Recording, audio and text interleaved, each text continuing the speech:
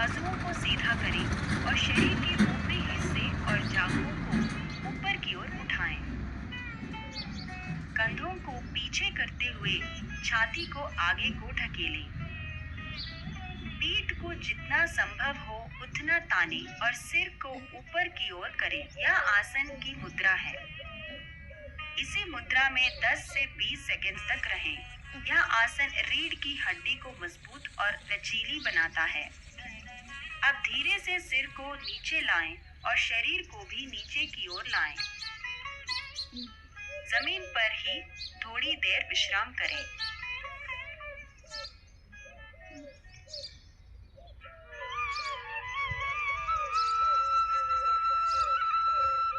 सर्वांग आसन।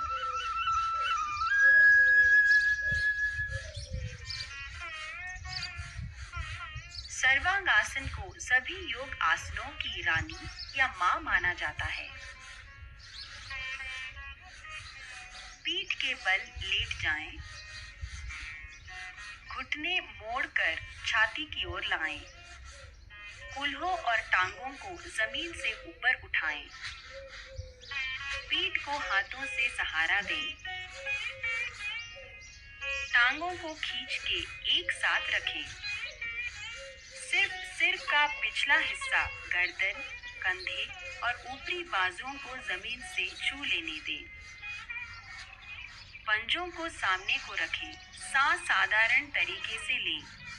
1 से 3 मिनट तक इसी मुद्रा में रहें।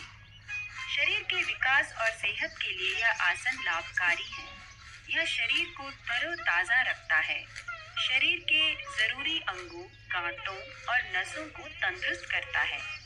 इस मुद्रा से बाहर आने के लिए घुटनों को मोड़ें और नीचे आ जाएं। शरीर को विश्राम दें।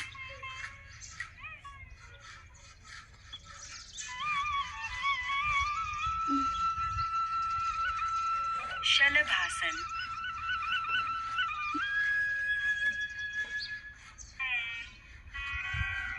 इस आसन को कमल मुद्रा भी कहते हैं। पेट के बल लेट जाएं और बाजुओं को बगल में रखें। हथेलियां आमने सामने रखें। टांगों को जोड़ें और पंजों को ऊपर को रखें। सिर, छाती, बाजू और टांगों को जमीन से एक साथ ऊपर उठाएं। यह है शलभ आसन। इसी मुद्रा में 10 से लेकर 15 सेकंड तक रहें। सामान्य रूप से सांस लें। घुटनों को न मोड़ें और जांघों को जमीन पे न झूलने दें। पीठ, कूल्हे और जांघ के पीछे वाली मांसपेशियों में इस आसन से मजबूती मिलती है। धीरे से शरीर को नीचे लाएं और विश्राम करें।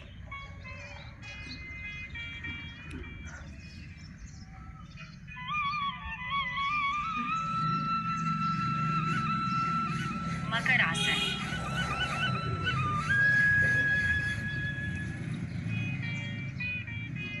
इसे मगर मुद्रा भी कहते हैं।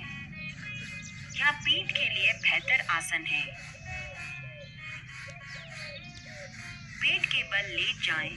अपने हाथ को सिर के पीछे ले जाकर उंगलियों को बांध लें। टांगों को जोड़ें और पंजे सामने की ओर करें। अपने सिर, छाती और टांगों को जमीन से एक साथ ऊपर को उठाएं। यह है मकर आसन। इसी मुद्रा में 10 से लेकर 15 सेकंड तक रहें। सामान्य रूप से सांस लें। गर्दन और जांघों के पिछले हिस्सों की मांसपेशियों को यह आसन मजबूती देता है। धीरे से शरीर को नीचे लाएं। उंगलियां खोलें और हाथों को बगल में लाएं और आराम करें।